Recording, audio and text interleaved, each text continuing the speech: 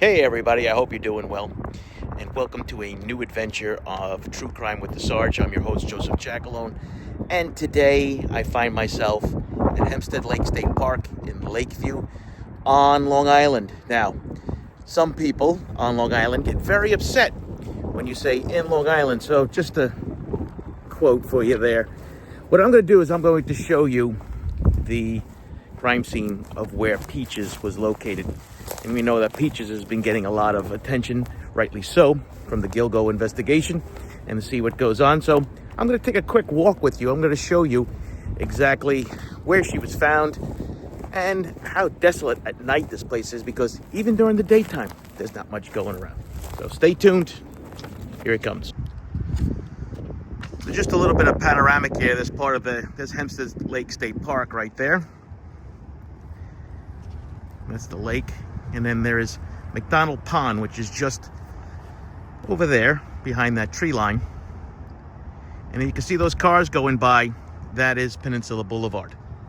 And you can see maybe a couple people descending down into the area where we're going to be going in a second. But if you just take a look, I've only been here about 30 seconds, and you can see how desolate this is during the day. Now, I didn't drive here, park my car, because if you notice, they put up all these barriers. There's no standing signs. They don't want you coming here and doing this. So if you're interested in doing this, you park at Field 3, which is right there. And it's just a short, brief walk right up here. So I'm going to go through the story with you, and we're going to discuss exactly what transpired. So, like I said, I am in Hempstead Lake State Park on Long Island and searching for the crime scene for Peaches. And you park at Field 3, and I'm not far from McDonald Pond. So, in the afternoon, a hiker smelled something from the brush and investigated it. He discovered a green Rubbermaid container not far from the road. The man went back to the pond area and found the park's police officer, and upon a discovery of this container, would believe to be a body inside, Nassau County Police responded. Now, inside of that container, they found dismembered torso of an unidentified woman. The victim's head, arms, and legs below the knee were missing. Noticeably, she had a distinct tattoo on her left breast depicting a heart-shaped peach with a bite taken out and 2 drips from its core. The tattoo led investigators to nickname her Peaches. Police also found the pillowcase and a towel with the body. The hiker smelled something peculiar as he approached that plastic container, and that smell of death is unique.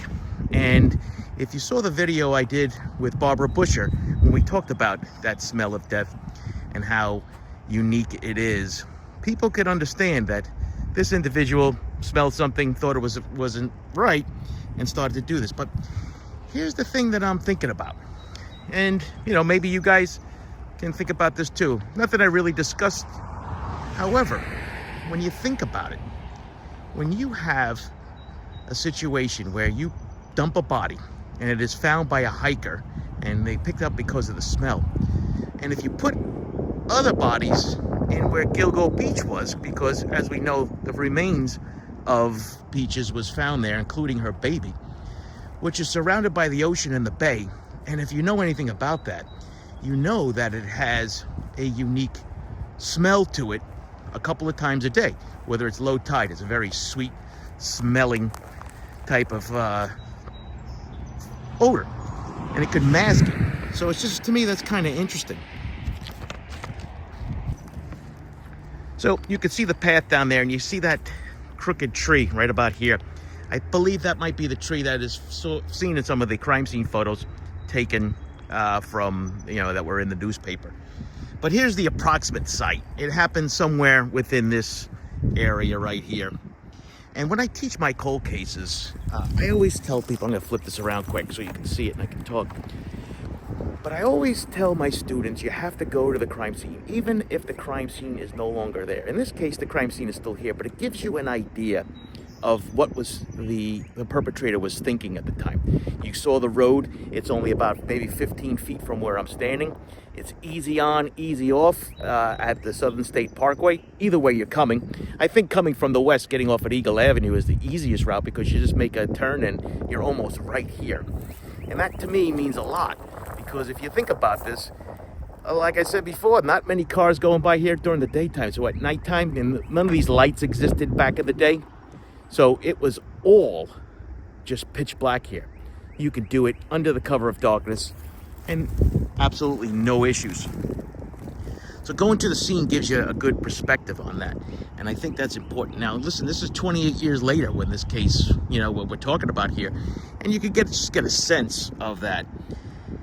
So just like Gilgo back in the day, things have changed, right? So if you go back to Gilgo now, you can't drive up on the sides and there's lights everywhere and everything else to go there. But it just goes to show you how different things can be.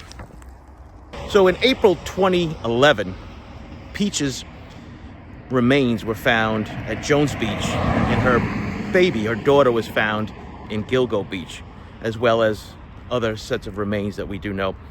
Now, there's only 3 unidentified human remains cases left in this Gilgo investigation. That's Peach's, her daughter, baby doe, and the Asian male doe.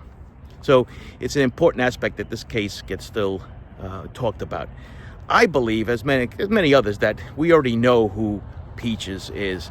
In October of 2022, if you remember, the FBI had asked Mobile, Alabama Police Department for help, and then they put out a Facebook post. I don't know if they were supposed to do that, but they put a picture of the tattoo out there and saying that the FBI was looking for an Elijah Howell, and they were trying to find some next of kin. Now, I believe that she is identified already, but one of the things that the police won't do is give out the information of an individual until the next of kin has been notified to make sure that it is indeed the person. If you recall, they did that with the Karen Vagata case, right? They had family members there present at the press conference.